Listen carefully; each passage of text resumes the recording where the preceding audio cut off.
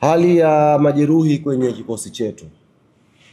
Mara ya mwisho tunazungumza, tuliwapa taarifa ya mchezaji Clement Mzize ambaye kimsingi ndiyo mchezaji pekee mwenye majeraha kwenye kikosi ambacho tuko nacho msimu huu kwa ambao tumewasajili. Na baada ya kufanyika vipimo na ushauri wa jopo la madaktari wa klabu yetu Young Africans wakishirikiana na technical bench ya klabu yetu na mchezaji mwenyewe Clement Mzize, tulifikia kukubaliana mchezaji huyu akafanyiwe operation kwa sababu alikuwa na pona kidogo na anarudi uwanjani na pata majeraha tena.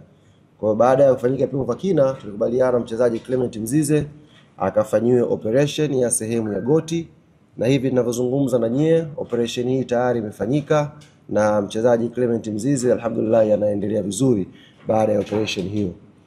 Tutamkosa Mzize kwenye pitch kwa muda wa wiki 8 mpaka 10 kama ambavyo jopo la madaktari limeelekeza.